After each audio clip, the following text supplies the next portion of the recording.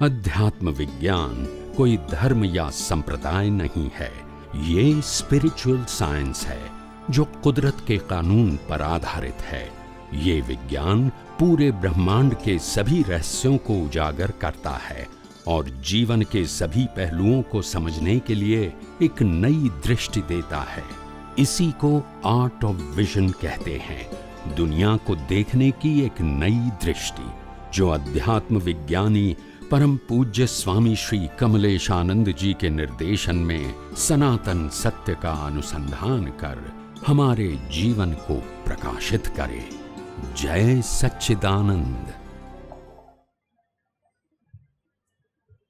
અત્યાર સુધી આપણે જન્મ્યા ત્યારથી અત્યાર સુધી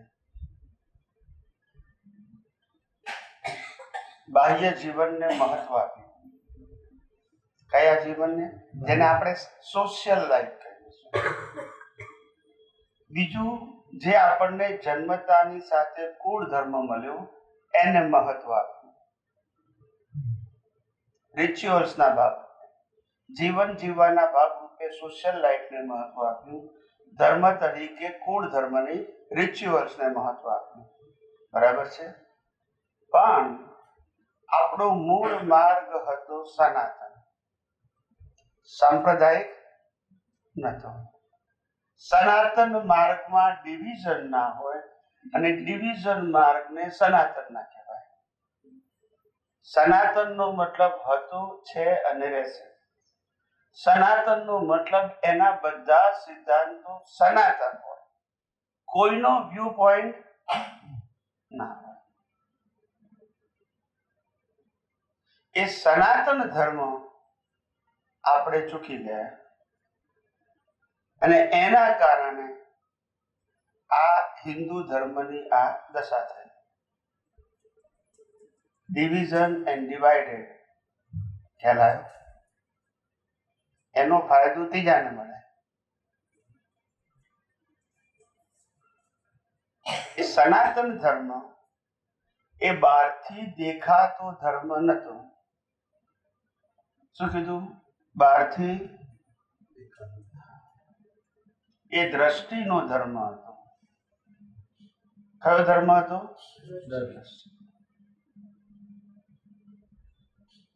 તમે રામકૃષ્ણ મહાવીરની વાત કરો તો કોઈ દિવસ એકે મંદિર બંધાયા નહીં, એકે મંદિરમાં ગયા નથી, બંધાયા નથી, ગયા નથી, કોઈ દિવસ માળાએ નથી ગણી। સમજાય છે? કોઈ દિવસ વરઘોડાએ કાઢ્યા નથી એમને,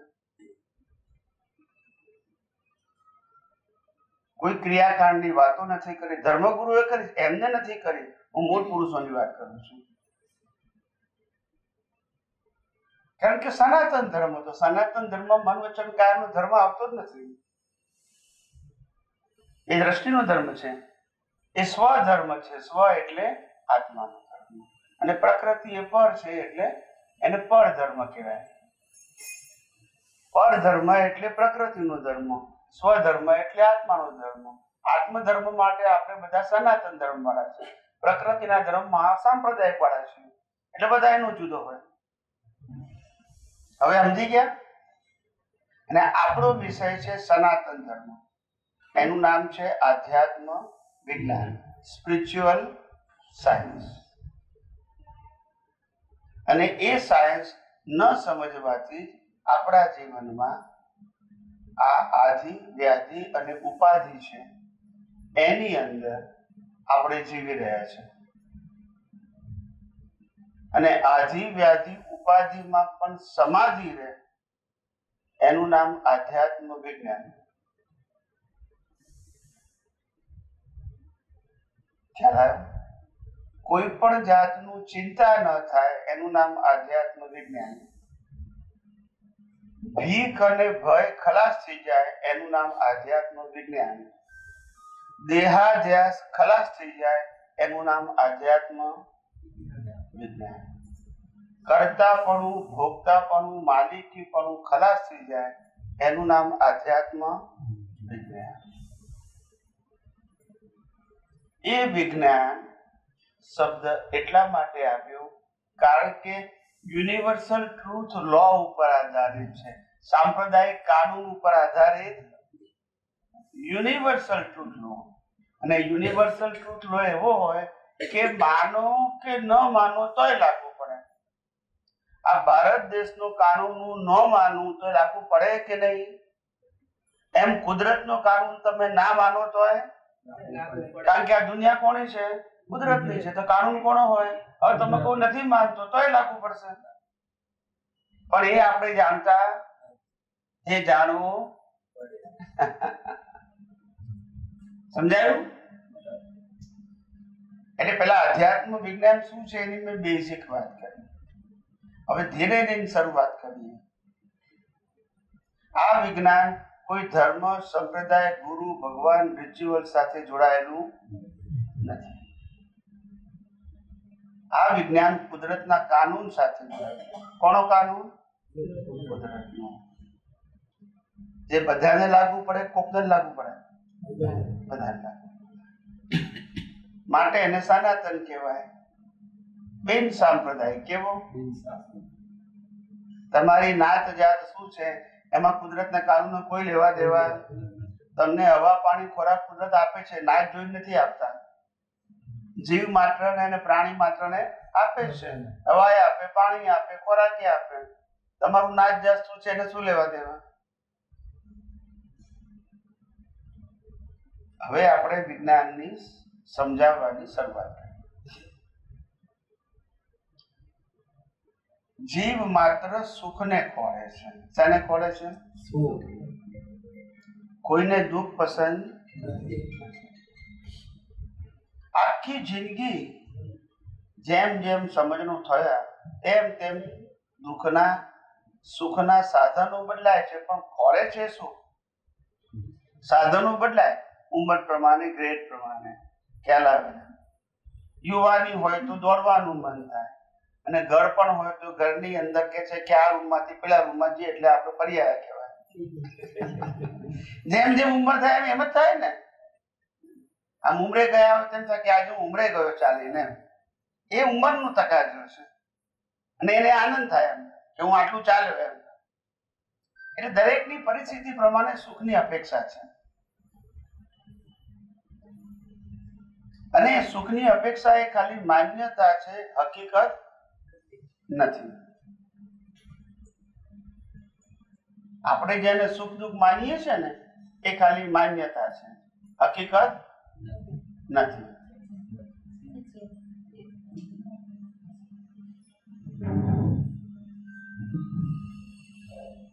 તમે જુઓ કે આપણે જેને સુખ કહીએ છીએ એ બીજા માટે સુખ હોય એવું જરૂરી નથી. તમને ગમે છે એ બીજાને ના પણ ગમે. એમાં શરૂઆત કરીએ કાનનો વિષય. તમને જે સંગીત ગમે એ બીજાને, એટલે સુખની માન્યતા દરેકની કેવી છે? તમને જે જોવું ગમે બીજાને ના ગમે. તમને જે સ્મેલ ગમે એ બીજાને, તમને જે વાણી બોલવાની ગમે બીજાને, અને તમને જે સ્પર્શ ગમે બીજાને ના ગમે. વિચાર કરો, બધાની માન્યતા સુખની જુદી જુદી છે. બધાની માન્યતા. તમને જે કપડા ગમે એ કપડા બીજાને,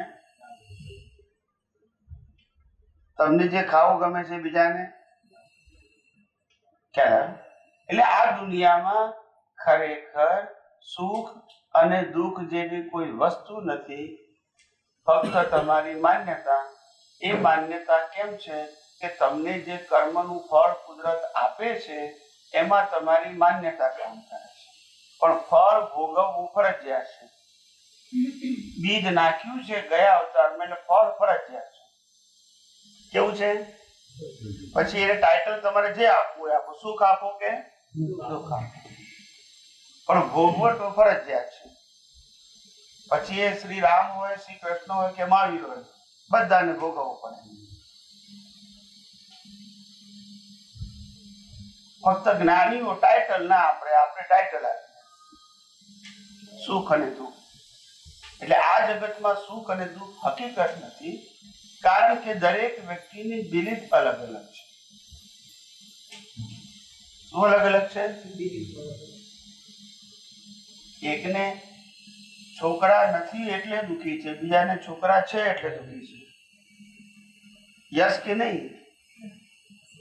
છોકરાને છોકરી મોટી ઉંમરને થાય એટલે કે લગ્ન કરવાનો સંજોગ નથી બાંધતો એટલે દુઃખી છે, ને લગ્ન કર્યા એટલે દુઃખી છે.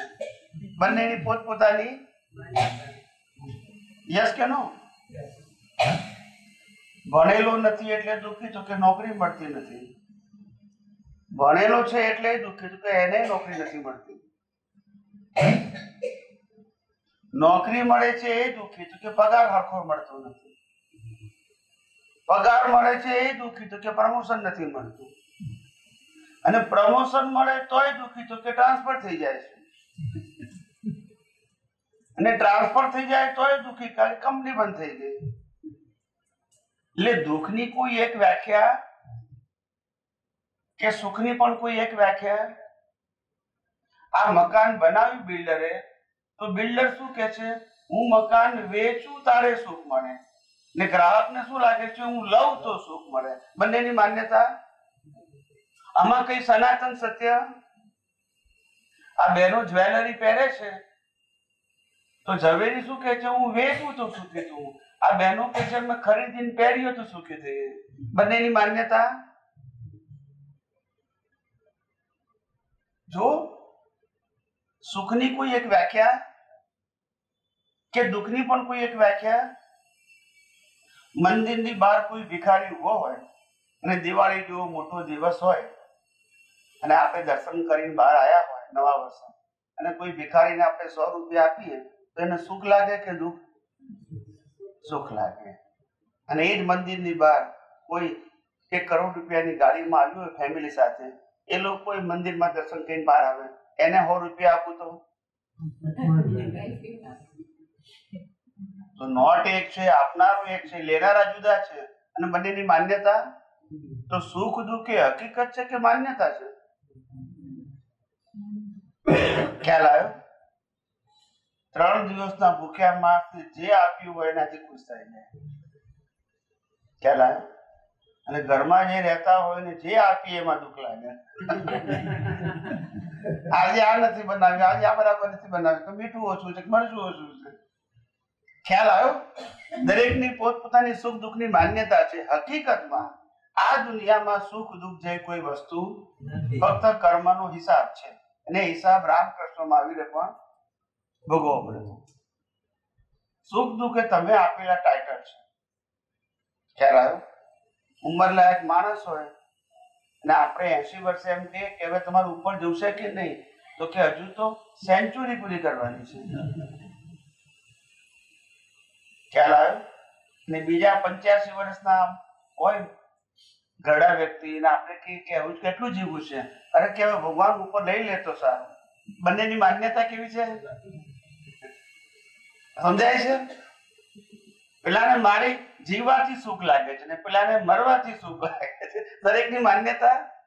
તો આ જગત માન્યતાથી ચાલે છે, હકીકતથી નથી ચાલતું. અને માન્યતા બધાની કેવી છે? અલગ અલગ છે. ને માટે આ જગતમાં સુખ દુઃખ જેવી કોઈ વસ્તુ નથી, પણ સાચું સુખ છે ખરું, પણ એ બહાર નથી, એ આત્મામાં છે. આત્માનો સ્વભાવ જ અનંત સુખ વાળો છે, પણ એનું ભાન નથી. એટલે આપણે બુદ્ધિથી ઇન્દ્રિયો દ્વારા બહાર સુખ ખોળીએ છીએ. છે અંદર અને ખોળીએ છે. પછી શું થાય? સમજાય છે? સુખ અંદર છે અને ખોળીએ છે. હવે બધાને લાગે કે ભાઈ અમને તો બહાર સુખ લાગે છે, ખાવું પીવું હરવું ફરવું કપડા લત્તા બધામાં સુખ લાગે છે, તો તમે ના કઈ રીતે પાડો છો? ચાલે ત્યારે સુખ અને દુઃખ જે લાગે છે એ આને લાગે છે કે જેને બાળવાનું છે. હા કે ના? અને આપણે કોણ છીએ જે બળવાના?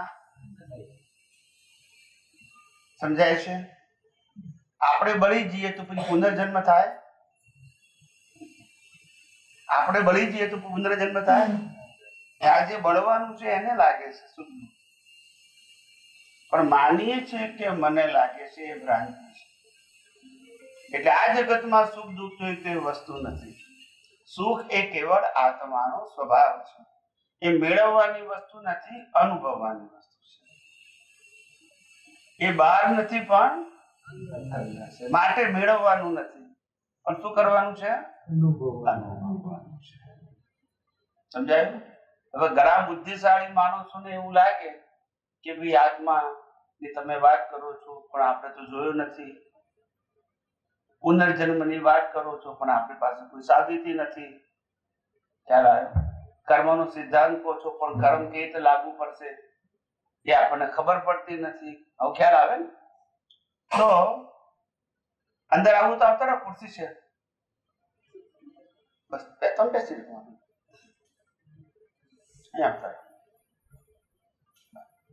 તો હવે વાત સમજવાની છે કે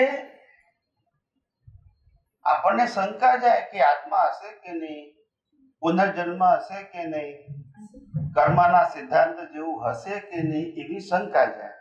કારણ કે આ ચામડાની આંખોથી દેખાતું નથી, ના આપણી અલ્પ બુદ્ધિથી સમજાતું પણ નથી. પણ આજે આપણે એને સાબિત કરવાનું છે. શું કરવાનું છે? સમજાવવાનું નથી, સાબિત કરવાનું છે. આપણે બધા એક્ઝામ ને રિઝલ્ટમાં માનીએ કે નહીં? પેલી એક્ઝામ હોય કે રિઝલ્ટ હોય? ને એક્ઝામમાં આપણે રિઝલ્ટ ફરજિયાત આવે કે ના આવે? બરાબર છે? આટલું સમજાવ્યું ને? અને કર્મની ભાષામાં બોલીએ તો કોઝ અને ઇફેક્ટ. શું કહેવાય? કોઈ પણ ઇફેક્ટ કોઝ વગર ને કોઈ પણ કોઝની ઇફેક્ટ ના આવે એવું બને. બરાબર છે? હવે આપણો આ દુનિયામાં જન્મ થયો એ ઇફેક્ટ છે કે કોઝ છે? બોલો.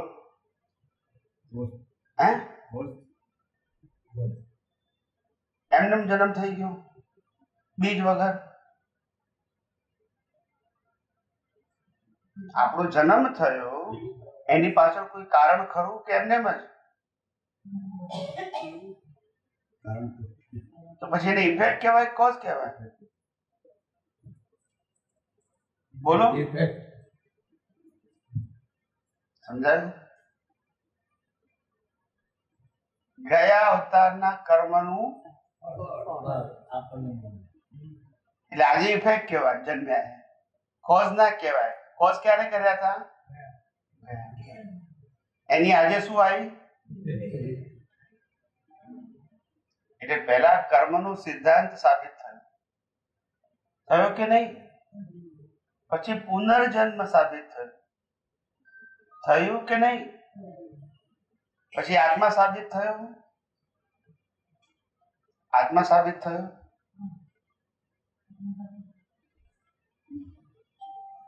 જે આત્માની હાજરીમાં કર્મ બંધાય એ જ આત્માની હાજરીમાં ઉકલે ને? બીજા આત્માની હાજરીમાં ઉકલે? હે? હા, એટલે આત્મા સાબિત થયું ને. જે શરીર જુદું હતું પણ જે આત્માની હાજરીમાં કર્મ બાંધ્યા હતા એ જ આત્માની હાજરીમાં કર્મ ઉકલે છે. શરીર જુદું પણ આત્મા તો. કૃષ્ણ ભગવાન કે છે ને, એ અર્જુન તારા પણ હજારો અવતાર થઈ ગયા, મારા પણ અનેક અવતાર થઈ ગયા, પણ દરેક અવતારમાં આત્મા કયો? એટલે આ દાખલામાં આત્મા સાબિત થયો, કર્મનો સિદ્ધાંત સાબિત થયો અને પુનર્જન્મ પણ. બરાબર? બરાબર કે નહીં? ધીમે ધીમે આપણે આગળ વધીએ છીએ. અહીંયા ઉતર. ના ના, એટલે કોઈ આવે તો તમને એટલા માટે અહીંયા છે ને, અહીંયા બી જગ્યા છે એટલા માટે. હજુ કોઈ આવે ને એટલા માટે અહીં બેસી જતો. બસ. એટલે આટલું સુધી બધું સમજાઈ ગયું. બરાબર છે? આત્મા, કર્મનો સિદ્ધાંત, પુનર્જન્મ આટલું સમજાઈ ગયું. હવે આગળ વધીએ. હવે શરીરની વાત કરીએ. મનુષ્ય અને મનુષ્યના શરીરની ડિઝાઇન પૂછું છું. હું કલર, વજન કે હાઈટ પૂછતો નથી. ડિઝાઇન પૂછું છું, સ્ટ્રક્ચર. દુનિયાના 9 અબજની જે પોપ્યુલેશન છે હ્યુમનની, એ બધાની ડિઝાઇન એક જ સરખી છે કે જુદી છે? બોલો બોલો. એવું ને સમજીને બોલો, એક ને જુદી એવું બે ના બોલો. ડિઝાઇન તો અલગ અલગ ડિઝાઇન મતલબ સ્ટ્રક્ચર તો સેમ હે, બધાને બે આંખ, બે હાથ, બે હા, પગ. તો એક જ. મેં શું પૂછ્યું? મેં વજન નથી પૂછ્યું, હાઈટ નથી પૂછી, કલર નથી પૂછ્યું. સ્ટ્રક્ચર એક. તો ડિઝાઇન કોને કહેવાય? આ મકાનનું સ્ટ્રક્ચર એ ડિઝાઇન કહેવાય. ડિઝાઇન જગત ચહેરા અલગ તો ડિઝાઇન અલગ. બેઝિક સ્ટ્રક્ચર બધાનું એક જ સરખું છે. માણસ એટલે આ જ ફોર્મમાં હોય, એનું નામ શું કહેવાય? સ્ટ્રક્ચર. હાથી એટલે આ જ ફોર્મમાં હોય, એનું નામ સ્ટ્રક્ચર. ઘોડો એટલે આ જ ફોર્મમાં હોય, એનું નામ સ્ટ્રક્ચર. બિલાડી આ જ ફોર્મમાં હોય, એનું નામ સ્ટ્રક્ચર. ખ્યાલ આવ્યો? એટલે બધાના ડિઝાઇન કેવી છે? એક જ છે. ખ્યાલ આવ્યો? બધાની રૂપ, રસ, ગંધ, સ્પર્શ ને આકાર ભલે જુદા છે, પણ સ્ટ્રક્ચર ક્યાં છે બધાના? બધાની ડિઝાઇન એક સરખી કેમ છે? કેમ ચોઈસ નથી? આપણે મારે 4 આંખો જોઈએ, ચોઈસ કેમ નથી? તમે ના બોલશો ને? આપણી પાસે ચોઈસ કેમ નથી? આપણે શરીર મારું બોલીએ છીએ તો પસંદગી કેમ નથી?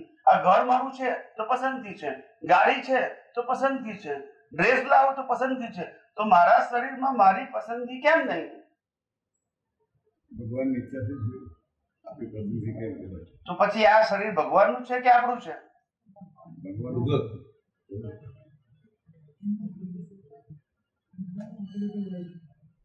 બોલો. ભગવાનને આપી દીધું. ભગવાનને આપ્યું તો કોઈને હાથ પગ ના આપ્યા તો એ ભગવાન ના આપ્યા.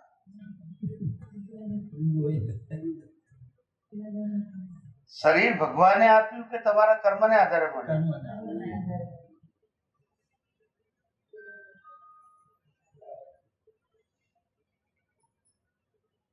ચારે ગતિનું ખબર છે ને? મનુષ્ય ગતિ, પશુની, નર ગતિ, દેવ ગતિ. એ કર્મને આધારે મળે છે કે ભગવાન નક્કી કરે છે? તો પછી ભગવાનની ક્યાં જરૂર છે? તમે જેવું કર્મ કર્યું એવા તમને કુદરત સંજોગો આપે છે. ભગવાનની ક્યાં જરૂર છે? તમે જેવી એક્ઝામ આપો એવું રિઝલ્ટ આપે છે. હા કે ના? પણ આપનાર કોણ? એ કહું છો ને, એ તમને કહું છો ને. એટલે દુનિયામાં બધા મનુષ્યોની ડિઝાઇન એક જ સરખી છે, કારણ કે એને કુદરતે બનાવી છે. આ કુદરતી રચના છે. રચના કેવી છે? એમ બધા પ્રાણીઓ, પક્ષીઓ, મનુષ્યોની રચના કોની છે? કુદરતી. આ બહાર સૃષ્ટિ દેખાય છે પણ રચના કોની છે? આ પણ કુદરતી રચના છે. સમજાય છે? આ ડિઝાઇન કુદરતે બનાવી છે.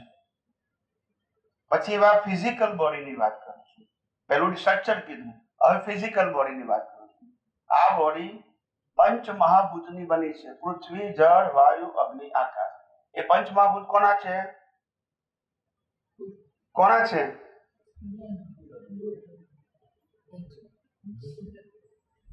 કેમ આટલું અઘરું લાગે છે? ઈશ્વરને આપો. આપણે જયારે માણસ મરી જાય અને બાળીએ ત્યારે શું બોલીએ છે? પંચ મહાભૂતમાં ભળી ગયા. તો ઈશ્વરના ઘેર ગયા કે અહીંયા જ રહ્યા? ઈશ્વર કઈ જગ્યાએ આવે છે જ ખબર નથી પડતી. પંચ મહાભૂત થી શરીર બન્યું અને પંચ મહાભૂતમાં એમાં ઈશ્વર ક્યાં આવ્યો વચ્ચે? બોલતા નથી. ખ્યાલ આવ્યો? પંચ મહાભૂત થી બન્યું તું અને પંચ મહાભૂતમાં પૃથ્વી, પાણી, વાયુ, અગ્નિ, આકાશ અલગ થઈ ગયા. જેનાથી આ બન્યું તું મિશ્રણથી, એ શું થઈ ગયું? ખ્યાલ આવી ગયો? એટલે આ પંચ મહાભૂત કુદરતના છે, માટે કુદરતમાં ભળી જાય છે. ભગવાનના ઘેર નથી, અહીંયા જ રહે છે. યસ કે નો? હવે ડિઝાઇન એ કુદરતની, પંચમહાભૂતનું શરીર પણ કુદરતનું. હવે આ શરીર કુદરતનું છે તો એને જીવતી રાખવાની જવાબદારી પણ કોની હોય? કુદરતની હોય. અને 80 થી 100 વર્ષ જીવતું રાખવું હોય તો આ શરીરને શું જોઈએ? હવા, પાણી, ખોરાક. એ કોણ આપે? બોલો. ડિઝાઇન એ કુદરતનું, શરીર એ કુદરતનું, હવા, પાણી, ખોરાક એ કુદરતના. એ હવા, પાણી, ખોરાક શરીર લે, એને પચાવીને લોહી બનાવવાનું, એ કામ કોણ કરે? આપણે કરીએ. આપણે કરીએ. કુદરત કરે. આપણે ખાઈએ તો એ તો શરીરની રચના કરેલી છે. હા, પણ એ લોહી બનાવે કોણ? એ બરાબર છે. શરીર બનાવે. હે? હા, process જ. નેચરલી એટલે કુદરતી કહેવાય. કુદરતે આપેલી રચના. તમે નેચરલી બોલો કે કુદરતી બોલો? હા, એટલે એક જ થયું ને. તમે નેચરલી બોલો કે કુદરતી બોલો? કુદરતે આપેલી રચના. નેચરલી મતલબ કુદરતી જ ને. નેચરલી ને ગુજરાતીમાં શું કહેવાય? કુદરત. પછી હવે લોહી બની ગયું, પછી 24 કલાક શરીરના બધા પાર્ટમાં સપ્લાય કરવાનું કામ કોણ કરે? કુદરત કરે. છેલ્લે શ્વાસ બંધ કોણ કરે? બંધ કોણ કરે? એ કુદરત કરે. ને છેલ્લે પંચમહાભૂત કોણામાં ભળી જાય? કુદરતમાં. તો પછી આ શરીર છે કોનું? કુદરતનું છે. ચલાવે છે કોણ? હવા, પાણી, ખોરાક આપીને જીવતું કોણ રાખે છે? અને એનો અંત પણ કોણ લાવે છે? ને રહે છે પણ કોની પાસે? તો પછી આપણું શું છે? કઈ નહીં. તો પછી આપણું શું છે? આપણો કંટ્રોલ ક્યાં છે? આ શરીર ઉપર કોઈ કંટ્રોલ છે આપણો? પૂછવું હોય તો પૂછી શકો, હું ચિંતા ના કરશો. જે પૂછવું એ પૂછાય. કંટ્રોલ આપણો રહે ને. ખ્યાલ આવ્યો? હવે આખું આ શરીર જે છે, બધું જ કુદરતનું હોય બધું. શરીર કુદરત. હવે સાંભળજો ધ્યાનથી. આ શરીર કુદરતનું છે તો સત્તા, સંપત્તિ, સંબંધ, સાધન કોના? અને લડવાનું આપણે. જો બોલતા નથી, મારું મારું કઈ મરી જવાનું છે. રહે છે, બોલતા નથી. કશું લાવવાનું નહીં અને કશું. આ તો ઉઘાડી આંખે દેખાય છે ને. આમાં તો કોઈ ચમત્કાર નથી ને. કશું આપણે લાવતા નથી અને કશું. અને અહીંયા મળે છે, અહીંયા મૂકીને જઈએ છે. તો પછી આટલા બધા ઝઘડા કેમ? માણસ સ્વભાવ છે. એક ભાઈને મેં કીધું આટલા બધા ઝઘડા કેમ થાય? મને કે એવું ના કરીએ તો આ વકીલોનું ચાલે કેમ? તમે ઝઘડા ના કરો તો વકીલોનું ચાલે, આ પોલીસ વાળાનું ચાલે, બધાનું ચલાવવાનું ને. એક ભાઈ કે આ દુનિયામાં ચોર કેમ છે? નકુ સાહુકાર છે એટલે. ચોર જ ના હોય તો સાહુકારની કોઈ વેલ્યુ હોય? જો બોલતા નથી. ચોર છે તો સાહુકારની વેલ્યુ છે. ચોર જ ના હોય તો બધા સાહુકાર જ હોય તો પછી શું વેલ્યુ રહે? કઈ નહીં. જરૂર જ ના પડે. સારો માણસ છે કેમ? તો કે ખરાબ છે એટલે એની વેલ્યુ છે. બધા સારા હોય તો કોઈ વેલ્યુ નહીં. એટલે ખરાબ ને આધારે સારાની વેલ્યુ છે. ખ્યાલ આવ્યો? એક ચોર પકડાયો ને તો પોલીસે બહુ માર્યો એને, ઇન્સ્પેક્ટરે. એટલે પછી બહુ માર્યો ને એટલે પછી ચોર બોલ્યો, આ તારી રોજી રોટી મારા કારણે છે. ના સમજાયું? અમે ચોરી ના કરીએ તમને નોકરી કોણ આપે? કોણ આપે? વાત તો સાચી છે કે નહીં? હા, સાચી, સાચી. એટલે વાત સમજવાની છે. એટલે આ શરીર પણ કુદરતનું છે, શરીરનું સંચાલન પણ કુદરતનું છે, છેલ્લે શરીર રહેશે પણ કુદરત પાસે, અને શરીર સાથે સંકળાયેલા સત્તા, સંપત્તિ, સંબંધ, સાધન કુદરતના જ છે. કુદરતે આપણને કર્મના ભોગવવા રૂપિયા આપ્યા છે. ભોગવટો પતી ગયા એટલે શરીર પણ લઈ લે અને બાકી બધું પણ. માટે માલિકીના ઝઘડા કરવાની જરૂર. અને માલિકી કરશું તો પણ સાથે આવવાનું. કોર્ટ કેસ જીત્યા પછી પણ સાથે ના. બોલો 40-50 વર્ષે કેસ મૂક્યો હોય, 70% રિઝલ્ટ આવે કે ભાઈ કેસ તમે જીતી ગયા, જેવા જીત્યા 2 વર્ષમાં ઉપર તો લઈ ગયા શું? તો કે કઈ નહીં, પણ આ વેર લઈ ગયા ઝઘડાનું. એ જ લઈ ગયા ને, બીજું શું લઈ ગયા? સર મિલકત તો લઈ જવાનો રાઈટ છે જ નહીં. વિચાર કરો, આપણી જિંદગી આપણને ખબર નથી કે આપણે કોના માટે જીવીએ છીએ. આપણે જીવીએ છીએ કોના માટે? આપણે કોના માટે જીવીએ છીએ? શરીર તો આપણું છે નહીં, શરીરનું સંચાલન આપણે કરતા નથી, શરીર આપણી પાસે રહેતું પણ સત્તા સંપત્તિ સંબંધ સાધન પણ શરીર ના છે, એટલે આપણા તો કોઈ જીવવાનું કોના માટે? પરિવારના લોકો માટે. તો પરિવાર શરીરનો કે આત્માનો? આત્માનો. તો પછી તમે શેના માટે જીવો છો? શરીર ભલે ને પરિવાર માટે જીવે, પણ તમે આત્મામાં કેમ રહેતા નથી?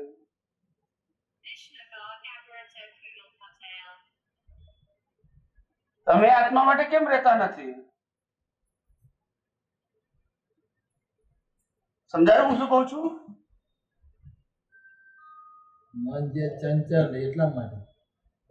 મન ભલે ચંચળ હોય, પણ દેહ અને આત્મા જુદા છે એવી સમજણ, એવું જ્ઞાન, એવી દ્રષ્ટિ બધા પાસે છે કે નહીં? હિન્દુસ્તાનમાં બધા લોકોને ખબર છે કે દેહ અને આત્મા જુદા છે. એવા દુનિયા ભારતના તમામ ધર્મગુરુઓ આ વાત કરે છે. આ કોમન વાત છે, સ્પેશિયલ નથી. બરાબર. અને શરીરમાંથી આત્મા નીકળી જાય છે એટલે આને મળતું કહેવાય છે, અને પાછો બીજો અવતાર ધારણ કરે છે. એટલે તમે શરીર છો કે આત્મા છો, આખો પડી ગઈ ને કે આપણે શરીર નથી, આપણે શું છે? આત્મા. અને શરીર એ કર્મ ભોગવવાનું સાધન છે. કર્મ પતી જાય એટલે બાળી નાખવાનું, એનો રોલ પૂરો થઈ ગયો. પછી નવા કર્મ બાળશો, નવું શરીર આવે. યસ કે નો? હવે આવી સીધી સાદી વાત હતી, પણ તોય સમજાય. આમાં અઘરું હોય તો બોલો. સમજાવનારા તો મળ્યા નહીં ને. હે? હવે સમજાવનારા તો મળ્યું નહીં ને, એ તકલીફ છે. બધું એક જ છે તો લડાલડી ચાલે. ના ના ના, હું સમજણની વાત કરું છું. લડાઈ તો રામે લડ્યા, લડાઈ મહાભારત તો કૃષ્ણ ભગવાને કરાવી. લડાઈનો પ્રશ્ન નથી, પ્રશ્ન અજ્ઞાનનો છે. તમે આ જગતનું સનાતન સત્ય નથી સમજ્યા, એ મારો પ્રશ્ન છે. તમે સોશિયલ લાઈફમાં શું કરો છો, ધાર્મિક લાઈફમાં શું કરો છો, એ મારો પ્રશ્ન. પણ તમારે સનાતન સત્ય સમજવું પડે, કારણ કે તમારો આત્મા સનાતન છે. સમજાય છે? ને સનાતન સત્યની દ્રષ્ટિએ આપણે બધા એક જ છીએ. સામાજિક અને ધાર્મિક રીતે જુદા જુદા છીએ. સનાતન ની તો એક જ છીએ, તો એ કેમ ભૂલી ગયા? મારી વાત સમજાય છે?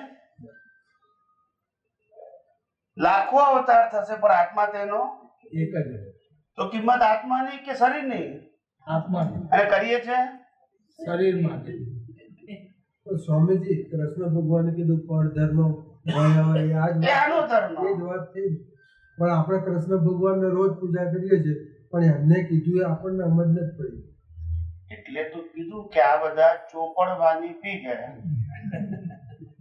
શું થયું? ચોપડવાનું પી ગયું. શું થાય? સમજાય છે? ચોપડવાની દવા પી જઈએ શું થાય? ઉલટું થાય, રોગ વધે. ચાલાય. જ્ઞાનીની ભાષા સમજાય જ નહીં, અને એની પરંપરામાં પછી એ અણસમજણ ચાલ્યા કરે. હવે એને કોઈ સુધારનારો ભેગો થવો જોઈએ ને.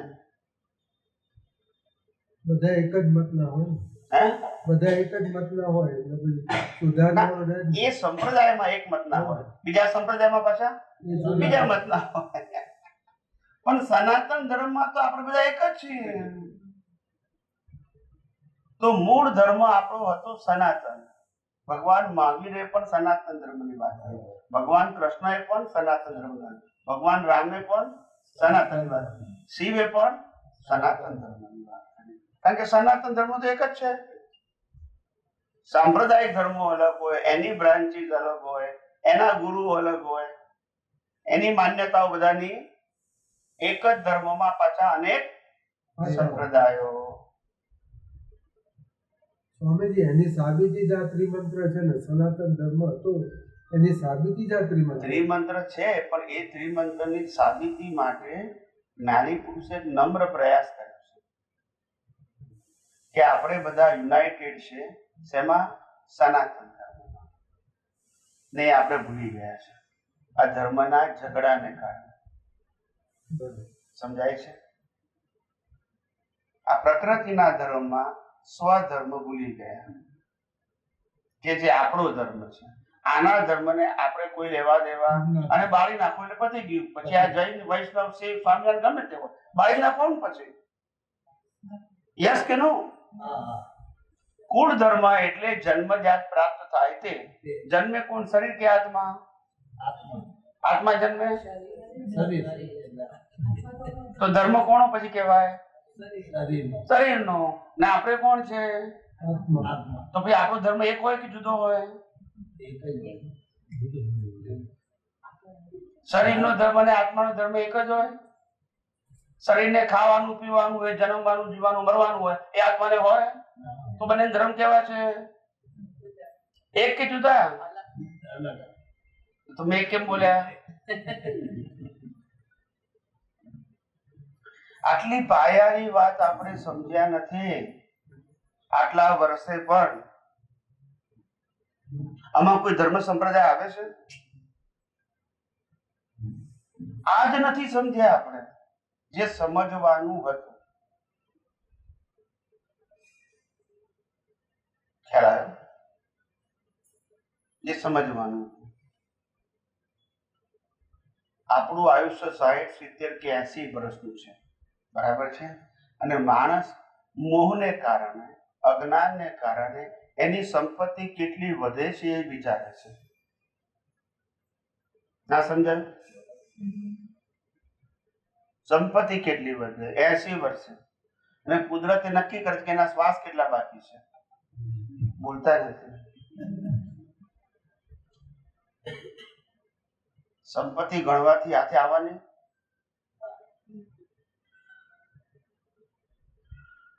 હવે જયારે આ છેલ્લું સ્ટેશન આવે ત્યારે સંપત્તિ ગણવા બેસે, શું થાય સાહેબ?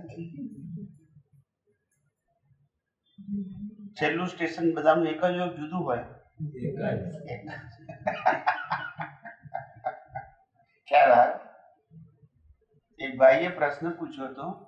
અમે એક ગામમાં ગયા હતા, તો મને કે સ્વામીજી મારા ઘરથી માંડ 1/2 કિલોમીટર દૂર સ્મશાન છે, પણ ત્યાં પહોંચતા 80 વર્ષ થાય છે. જો હશે છે સાહેબ. તો મને કે આટલી બધી વાર કેમ લાગે છે? તમારે આડા આવડા કરો, એમ સીધું પહોંચવાનું તો પહોંચી જાય ને, પણ તમારે આડા આવડા કર્મ કર્યા છે, પાપ ને ટુકડા કરવા પડે ને, પછી ત્યાં જવાય ને. હિસાબ ચૂકતે કર્યા પછી. ખ્યાલ આવ્યો? એટલે વાત સમજો કે આ જગતની અંદર આપણે જે વાસ્તવિકતા જાણવી જોઈએ, સનાતન સત્ય જાણવું જોઈએ, એ જાણતા. આના ઉપર ગમે એટલો મોહ કરશો તો બાળવાનું નક્કી કે ઓપ્શન છે? અચ્છા, સત્તા, સંપત્તિ, સંબંધ, સાધન મારા માનવાના, પણ છોડવાના નક્કી છે કે ઓપ્શન છે? તો પછી એક દિવસ તો અજ્ઞાન કાઢવું પડશે ને. વસ્તુનો ત્યાગ કરવાની જરૂર છે, અજ્ઞાન તો કાઢો કે મારું નથી, કુદરતનું છે. સ્વીકારવામાં શું વાંધો છે? બોલતા નથી.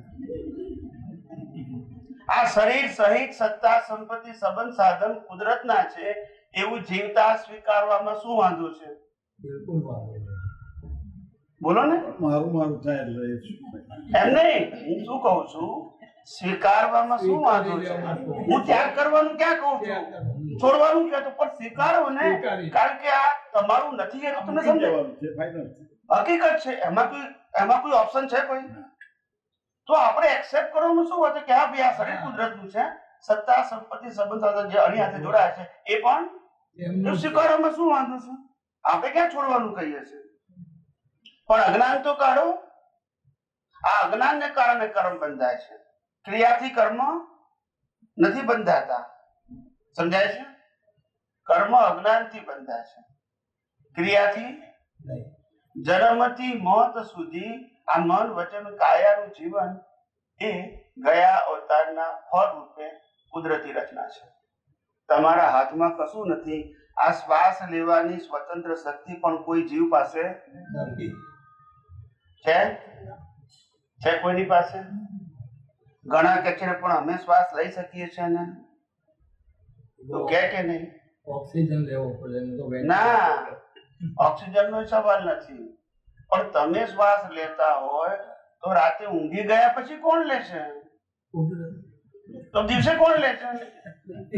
દિવસે તમે લો છો, દિવસે કુદરત ને રાત્રે તો કુદરત. પછી એમ કોને કુદરત લે છે? પછી મેં કેમ લેવાનું ક્યાં પ્રશ્ન આવ્યો? કુવામાં રાતના જતા રહીએ છે. હવે ઉઠીએ તો શ્વાસ ચાલે છે ને. ચાલે છે એટલે એમ કહેવાનું સુઈ નથી. ગયા પછી શું થાય? હા, પછી ખબર નથી. રસોડામાં ઉઠીએ એટલે ખબર પડે. એટલે દિવસે કે રાત્રે શ્વાસોશ્વાસની પ્રક્રિયા એ કુદરત જ કરે છે. કોણ કરે છે? કુદરત, કારણ કે આ શરીર કોનું છે? આ રચના કોની છે? કુદરત, એને હવા પાણી ખોરાક કોણ આપે છે? કુદરત. તો પછી આ જગતમાં કોઈ પણ જન્મેલો જીવ પાસે જન્મથી મોત સુધી મન વચન કાયાથી કોઈ પણ પ્રકારની સ્વતંત્રતા નથી. એ માને કે ના માને.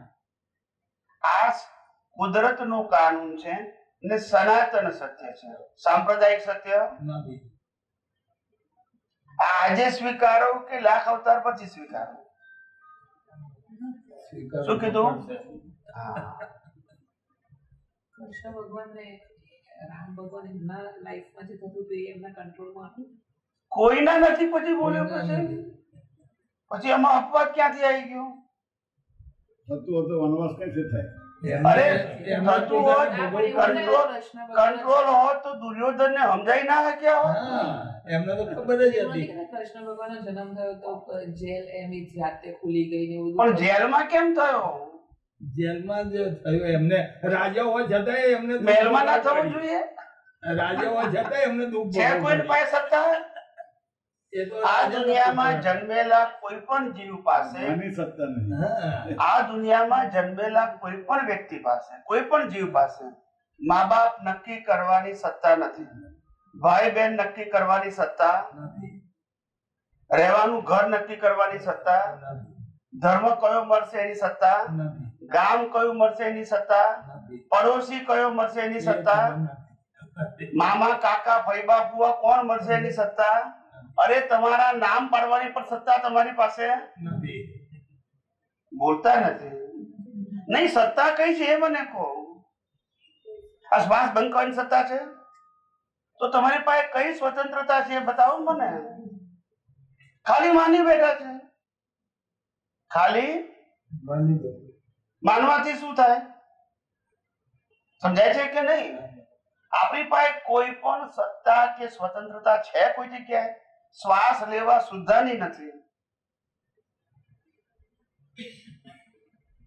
યસ કે નો?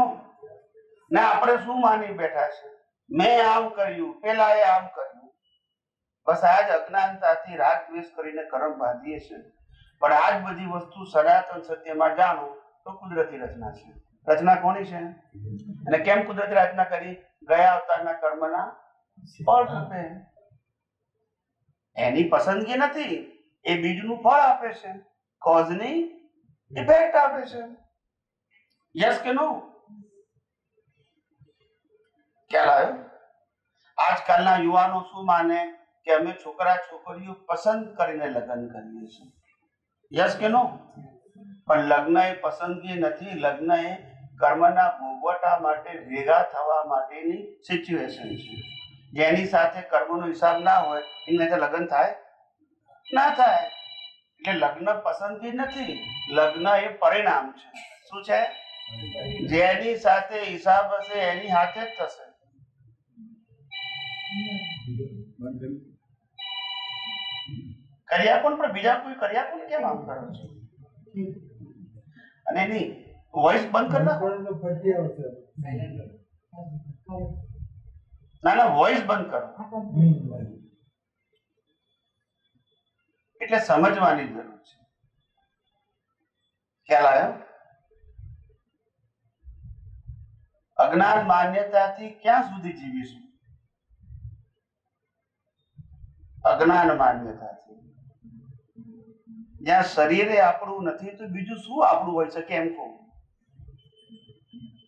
જ્યાં કશું લઈને આયા નથી, લઈ જવાનું નથી, તો મેળવવાનું ગુમાવવાનો સબ્જેક્ટ આવ્યો ક્યાંથી? બોલતા નથી સાહેબ. નથી કશું લાયા, નથી કશું લઈ જવાનું. આ નિયમ બધાને કેવો લાગુ પડે છે? તો પછી મેળવવાનું ગુમાવવાનું સબ્જેક્ટ આવ્યો ક્યાંથી? એના માટે તો જોઈએ ને કમાવા માટે. હું શું કહું છું, તમે વ્યવહાર જીવન જે પણ જીવો છો એના માટે તમારે જે વસ્તુની જરૂરિયાત છે એની કોઈ ના પાડતું નથી, પણ એ સંજોગ બી કુદરત આપશે ને. ભિખારી પણ કુદરત બનાવશે ને અબજોપતિ પણ. એ તમારા કર્મના. એમાં તમારે મેળવવાનું ગુમાવવાનું ક્યાં છે? એ કર્મના શું છે? હિસાબ છે. યસ કે નો? અને હિસાબ પૂરા કરવા માટે આવ્યા છે, કશું લઈ જવા માટે. અબજોપતિ એ મૂકીને જાય અને ભિખારી એ કોઈ લઈને. આ નિયમ બધા માટે કેવો છે? હવે આટલી વાત સમજવાની હતી, એ ન સમજ્યા એટલે પછી આ સંપ્રદાયોમાં આપણે ઊંડા ઉતરવું પડ્યું અને આ બધા મતભેદો થયા. તારું સાચું ને મારું ખોટું ને આનું વાત થયું ને. એક માંથી બીજો પંથ, ત્રીજો પંથ, ચોથો પંથ, પંચમ. ભાઈ સનાતનમાં એક જ છીએ આપણે. સ્ટ્રક્ચર એક જ છે. તો પછી ખ્યાલ આવ્યો કે નહીં? સ્કૂલ કોલેજ ગમે તે હોય, ગમે તે સ્કૂલમાં ભણો, ગમે તે કોલેજમાં ભણો, ડિગ્રી તો યુનિવર્સિટીની જ મળશે. યસ કે નો? ટીચર કોણ છે, પ્રોફેસર કોણ છે એની એક કિંમત નહીં, ડિગ્રી મળી છે ને બસ. તમને ઇન્ટરવ્યુમાં પૂછતા નથી કઈ કોલેજ હતી, કઈ સ્કૂલ હતા, કયા ટીચરે ભણાવ્યું, પૂછે છે? ભાઈ સર્ટિફિકેટ શું છે તમારું? આટલું પૂછે છે ને. અહીંયા ઝઘડા શેના છે? ટીચર કોણ છે? ટીચર એટલે ધર્મગુરુ. બોલતા નથી. અને સ્કૂલ અને કોલેજ એટલે આ સંપ્રદાયો. પણ બધાનું ધ્યેય શું છે? એક જ છે, પણ એ આપણે ભૂલી ગયા.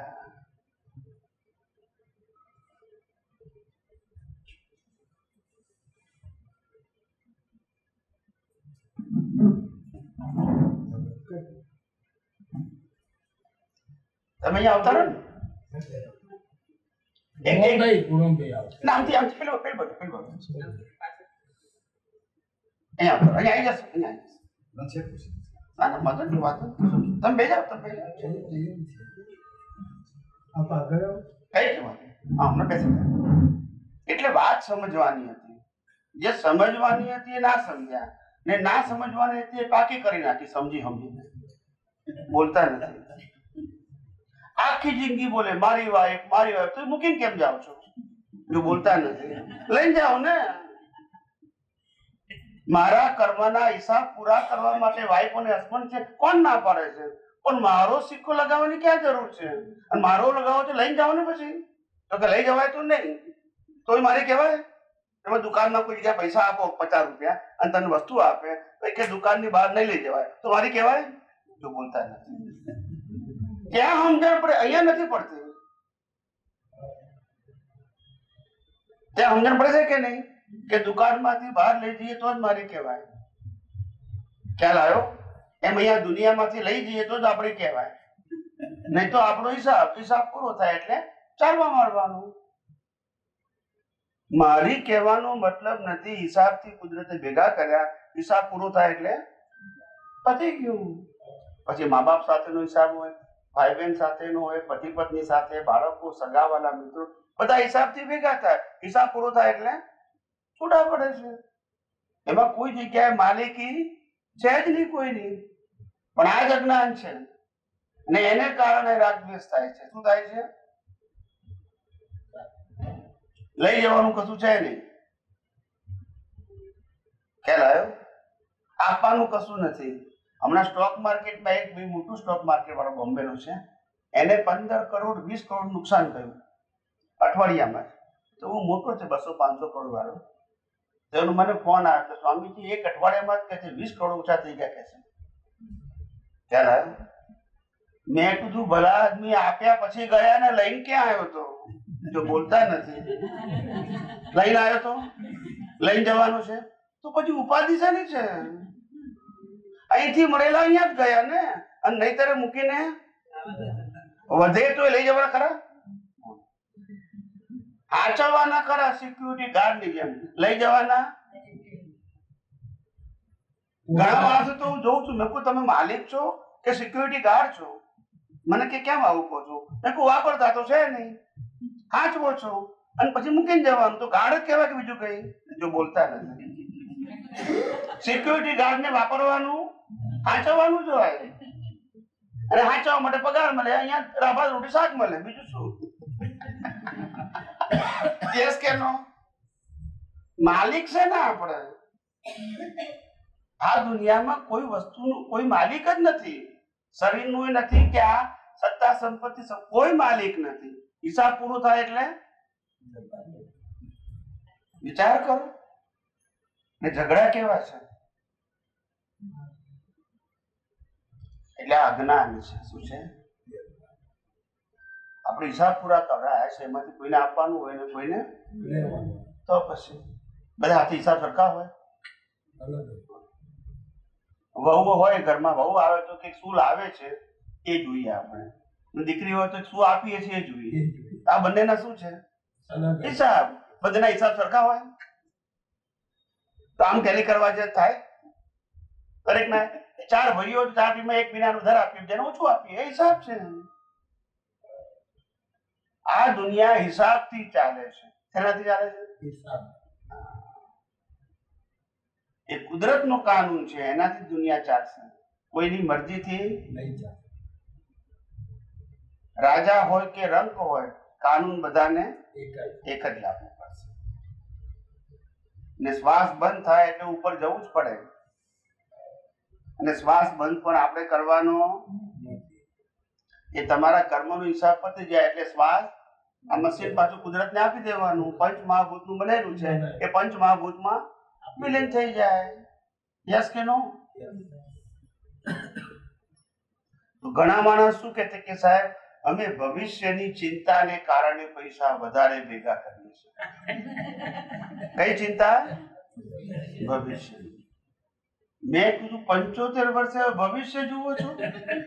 જો બોલતા નથી. ઉપર જવાની તૈયારી કરતા ભવિષ્ય જોવાનું હોય. ખ્યાલ આવ્યો? તો મને કે પણ આ છોકરાઓનું ભવિષ્ય જોઈએ છે. મેં કીધું આ શ્વાસ ચાલે ત્યાં સુધી છે કે બંધ થયા પછી ખરા? તો કે ના પછી નહીં. હું આટલી બધી ઉપાધિ કરું, એનું ભવિષ્ય નહીં હોય? એ તમારા આધારે છે. સમજાય છે કે ની માન્યતા કેટલી રોંગ છે. દરેકનું ઇન્ડિવિડ્યુઅલ લાઈફ છે, દરેકના ઇન્ડિવિડ્યુઅલ કર્મ છે. સમજાય છે?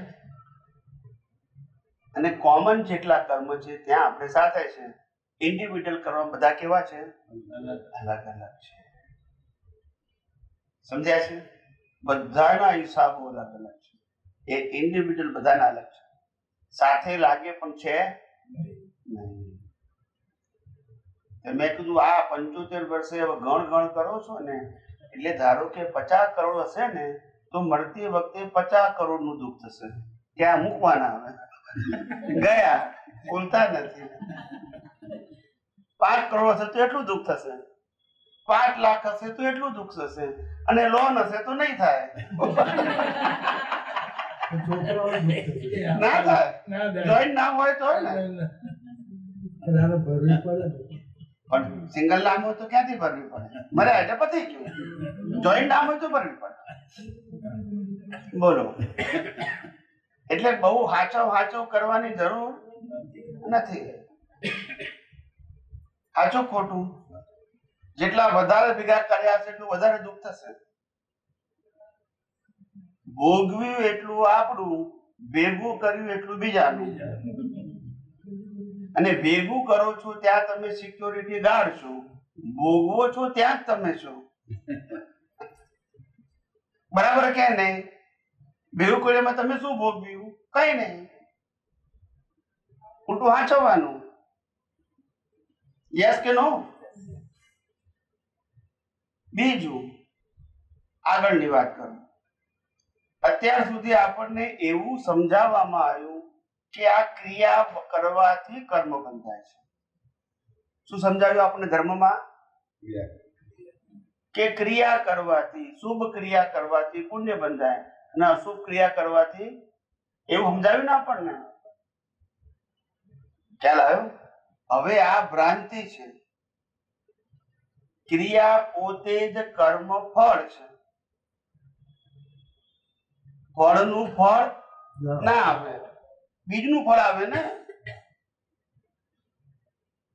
જન્મથી મોત સુધી મન, વચન, કાયા દ્વારા જે કંઈ પણ કરવામાં આવે છે એ બધું ગયા અવતારના કર્મનું ફળનું ફળ નહીં આવે, પણ એ ફળ ભોગવતી વખતે જે ભાવ કરશું એનું ફળ આવશે. જેવો ભાવ તેવો ભાવ. જેનો ભાવ બગડ્યો એનો, જેની ક્રિયા બગડી એનો ભાવ બગડ્યો, કોઈ શાસ્ત્રમાં નથી. પણ તોય ઘૂંટાએ આ જ કર્યું, જો બોલતા નથી. એ ક્રિયાથી જ કર્મ બંધાય. આ જ ઘૂંટાયું ને. કર્મ શેનાથી બંધાય છે? ભાવથી. સ્વામીજી દાખલો આપી છે. આ ક્રિયા એ કર્મ ફળ છે, એ તમારે ફરજિયાત કરવાની છે. શું છે?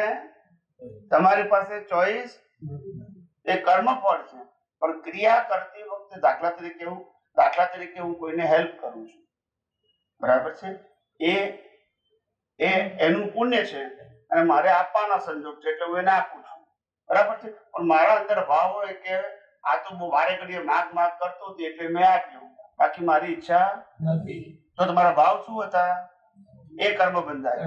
તમે આપ્યા એ કર્મ ફળ છે. હવે ખ્યાલ આવી ગયો? ક્રિયા કરી એ કર્મ ફળ અને ભાવ કર્યો એ તમારું કર્મ છે. કર્મ જોઈ શકાય નહીં અને કર્મ ફળ જોઈ શકાય. આ 5 ઇન્દ્રિયથી અનુભવાય એ બધું કર્મ ફળ છે અને 5 ઇન્દ્રિયથી ના અનુભવાય એ કર્મ છે. હવે આટલા વર્ષોથી આપણે કોઈ આવું કીધું? બધાએ ભણાયું જ ઊંધું. શું કર્યું? ઊંધું ભણાવ્યું અને આપણે એ જ ઘૂંટ્યું. એટલે તો આ રાગદ્વેષ થાય છે. સમજાયું કે નહીં? ભગવાન રામ પોતાની ધર્મપત્નીને છોડાવવા માટે રાવણ સાથે યુદ્ધ કર્યું. હજારો માણસો, લાખો માણસો મરી ગયા યુદ્ધમાં, છતાંય મોક્ષે ગયા. અર્જુને મહાભારતના યુદ્ધમાં કરોડો માણસોને માર્યા, છતાંય મોક્ષે ગયો. કેમ ભાઈ ક્રિયા આવી કરી? તો અજ્ઞાન નથી. કર્મ શેનાથી બંધાય છે? અજ્ઞાન. કર્મ ક્રિયાથી ને શું અજ્ઞાન? અજ્ઞાન કોને કહેવાય? આ શરીર એ મારું છે, મન વચન કાયા હું ચલાવું છું, સત્તા સંપત્તિ સંબંધ સાધન મારા છે, જન્મ જીવન મૃત્યુ મારું છે, સારું ખરાબ હું કરું છું. આ માન્યતાથી કર્મ બંધાય છે, ક્રિયાથી નહીં. હવે સમજી ગયા? આ ક્રિયા પાછળ રહેલી માન્યતાથી કર્મ એ અજ્ઞાન છે. તો કે આ બધું છે કોનું? તો કે કુદરતનું છે. કોનું છે? જયારે આ પંચ મહાભૂતનું શરીર જ કુદરતનું હોય તો આપણું શું હોય? પણ એ ના સમજ્યા, એની આ દશા થઈ. એક દિવસ તો સમજવું પડશે ને, કે નહીં સમજવું પડે? સાહેબ બોલતા નથી. ના વાત.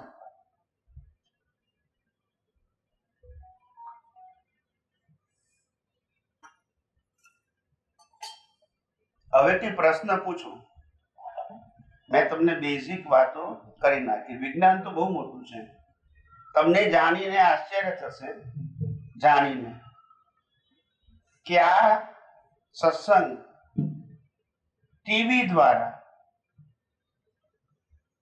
15 લાખ લોકો રોજના જુએ છે. એમાંથી 90% મને ઓળખતા જ નથી અને જરૂર પણ નથી, કારણ કે વિજ્ઞાન કુદરતનું છે, ક્રિયા તો કોઈ છે નહીં. સરેન્ડર થવાનું નથી, વિજ્ઞાન સાંભળવાનું, સમજવાનું, ઉપયોગ કરવાનો, અનુભવ કરવાનો, બસ. બાકી આપવા લેવાનું નથી. તમારો ધર્મ શું છે, તમારી સોશિયલ લાઈફ શું છે, એ મારો વિષય. પછી પ્રશ્ન ક્યાં આવે? હવે ક્યાં લાગી ગયો? આ વિજ્ઞાન કુદરતનું છે, સનાતન સિદ્ધાંતો છે, કોઈએ બનાયેલા માટે બધાને લાગુ પડે છે, અને જે લાગુ પડે છે એ જ હું તમને કહું છું. મારો કોઈ બનાયેલો સિદ્ધાંત નથી. સમજાય છે?